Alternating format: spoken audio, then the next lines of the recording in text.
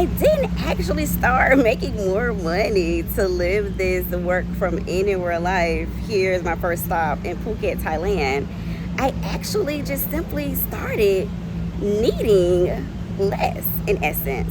Hey there, Lequita Travels. I document how small decisions build a work from anywhere life. So I've taken like the side path where individuals kind of like drive through to get throughout the resort, because at the resort there's nowhere else to like drive. Like, it's literally like pools and everything. This is like the side road. So a lot of times, like in the mornings, I like taking, the side path, because it's just, quiet. It's very green. As you can see, like all of these beautiful trees.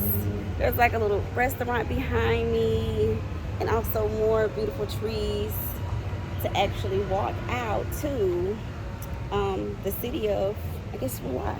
And I don't even know if it's really called a city, right? Like, in the States, we call it like Jacksonville City, Florida State. But here it's a little bit different, because it's like you're in Phuket, Thailand. However, I'm in the area called Rawai, and I just want you to see like these are beautiful, beautiful, beautiful trees. So I'm literally just, this is what the morning kind of looks like, starting my day. And this is like a very cute little path. But I think a lot of times people think, oh my gosh, I need to make more money. I need to make more money. And don't get me wrong, making more money can be good, right? But sometimes if you haven't figured out how to make more money in a sense, or you have that particular remote job yet, or you're making enough money online entrepreneurially, the other alternative is to live on less and have savings. So have a decent amount of savings to where you can comfortably budget whatever your lifestyle looks like. For me, I've comfortably budgeted $10,000 for 4 months, which is not on the highest end, but it's not on the lowest end. Because for some people, they might rent a place that could be like $400 or $500. Because I choose to live in coastal areas, I'm going to spend a little bit more on housing, and not just coastal areas. Safety is important to me. Also, a walkable area is important. And ideally, I want to be able to like see the beach or see the view of the water from my room, or even literally be on oceanfront. So I'm not literally oceanfront. However, I can see the view from my room. And you'll see in a little bit if I can actually record while walking, because in Thailand, they do not have, they do not have like regular sidewalks, and they do not have the little amazing crosswalks that we have in some areas in the United States. That's like, hey, person is crossing. And that's like a little plaza next to the resort. Also some different shops, and there's even a laundry place that's over there. And I'm going to probably check them out in a few days, because I don't have like a washer and dryer. That was a trade-off for being here. I don't have a washer and dryer here, but there's laundry that's nearby, and also I could use the laundry at the resort. But I'm probably going to do laundry that's off-site, because yes, you can save money by having a washer and dryer, but for me, trade-off was just having, better accommodations. But then also, and then also the laundry, and then I can save some money by doing laundry with the outside vendor, which is literally like right across the street. So just, going on my path. And just other few ways of needing less is, one thing that I do is I went ahead and cut off all of the the Netflixes and the gotta hurry up across the street. I'm trying to record a video. Cut off all of the Netflixes, and I've cut off Stars and a few other things, because they're not working here like anyhow. So it's not like I could actually use them while I'm here. So I've cut those expenses. Also, warning, the place where I'm staying at offers breakfast. So I'm not saying that you should do this, But what I do a lot of times is, and this place doesn't have microwaves because it's a resort. So, you know, resorts, they want you to spend money at their resort. So there's no like microwave in my room. And since there's no microwave in my room, I can't like heat up food. And they told me that microwaves are illegal now. Whether they're illegal or not, I don't know. And that was the truth, but it really didn't matter. So the workaround I do to save on food, because yes, you can eat street food and that's pretty cheap. But when you stay in like a coastal area like this, you don't have as many street food options. There are going to be some, and I might be able to walk past them. We're going to see. You're going to have some, but it's not a whole lot. So there is a little walking path right here, a little sidewalk here. Thank goodness. To this sidewalk, but it's very, very, very, very rare to see the sidewalks. So what I do is in the mornings, because they serve a free breakfast, and luckily where I stay at, the breakfast is like lunch too. So it's like breakfast and it's lunch. So I typically will, and from the United States, I had like 2 little meal prep containers, and I still have those. So I brought those with me here. So I'll normally just pack like a meat with me. So like, I think the first day it was like chicken curry, and then I had like the sticky rice. I packed that. So I literally ate that for I guess dinner. And then I also always pack some fruit. So I have like 2 containers. So one container will have like meat and carb maybe, or just meat and vegetable. The other container will have fruit. So those would be 2 things I would have with me. So then I don't necessarily have to buy food. So that really works out. So I want to say the past at least 2 or 3 days, I haven't had to like buy any food because I just pack food from breakfast. So that's the way to save. And like I said, I've already cut off all the subscriptions because it's not like they work here anyways.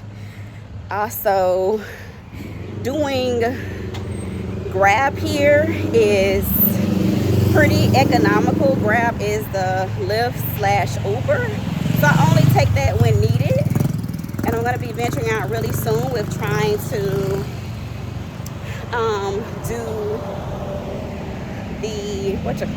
do the actual bus. Because as I was walking yesterday, I actually saw the Phuket bus, and that was, you know, a surprise, because I was like, oh my god, they have a whole bus here. So I'm going to actually look into doing the bus, so then I could go to some of the other coastal cities. And as I'm walking, I'm like checking and I'm rechecking and I'm rechecking and I'm rechecking again, because like I said, there's really no sidewalks, and you just have to make sure. Like, I think the scariest thing about being here, which is not really scary, but the biggest thing with being here is that you need to make sure you don't get hit. And it's not like anyone is trying to like be malicious or any of that. Like, so far I haven't had any safety concerns, and right now we're walking past the market area where people sell different, I guess, vegetables, fruits. I know one day I saw some chicken. Oh, I see it. Yep, they have chicken over there and different things. So this is like the quaint street food area. That's an option here in Rawai. And then there's this really cool Rawai Thai gym place over there. I've thought about it, but I am trying to keep my budget. I think what I said, around $2,500 for the month, but ideally I would love to spend less than that. I would love to stay probably closer to $2,000. And with my housing accommodations, because I chose to, you know, stay in a resort, because housing and where I sleep is really important to me, I put quite a bit of value on that. And because of that, And as you see, oh yeah, I don't know if I know that showed it to you all, but I've pretty much been at the beach since we started walking by the market area. I'm already here at the beach. And this is a walkable beach, not a swimmable beach. Why? Just for context again. But yeah, so literally the beach is only 3-minute walk, 5 max minute walk from where I'm staying at. But like I was saying, I think for my resort, I end up spending like $1,200 for the month for that. But for me, it's well worth it. And I'd rather cut funding in other areas. And because this is not necessarily like a, I guess you could say this isn't a, I had to figure out how to get to this beach. This isn't like an actual vacation per se. It's a lifestyle where I literally do work. Like, I create content and I'm editing my social work career mapping workbook to get it published every single day. I'm not outside. So I'm working, that's the piece I'm working on now, is I have my morning routine down. That's pretty consistent. I got that jam together. That is consistent. But figuring out the work schedule is going to be a little bit different. So ideally, I want my work schedule to, hopefully I'm not invading somebody's pieces of land, but I am quick to apologize if I need to. Yeah, because I want to at least get a little bit closer to the beach as I was finishing up this recording. Oh my gosh. I don't know. Yeah, the light is better that way. Yeah, light is really popping right here.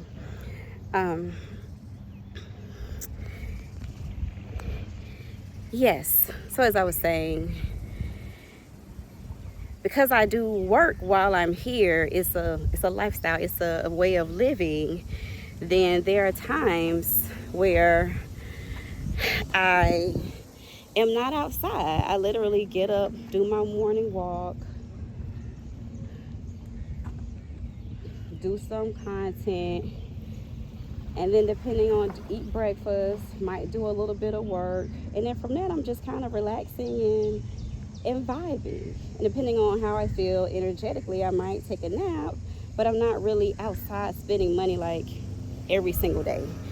And so the idea, I'm going to get to the point where the idea is that Tuesday, Wednesday, Thursday is like definitely stay inside besides the morning walk and work, and then maybe like Thursday, Friday, Saturday, Sunday, Monday, spend that time to go outside. But I'm also exploring more economical ways to do that. And like I mentioned, haven't done it yet, but I plan to take the bus probably on Saturday, because today is Thursday. It is a work day for me.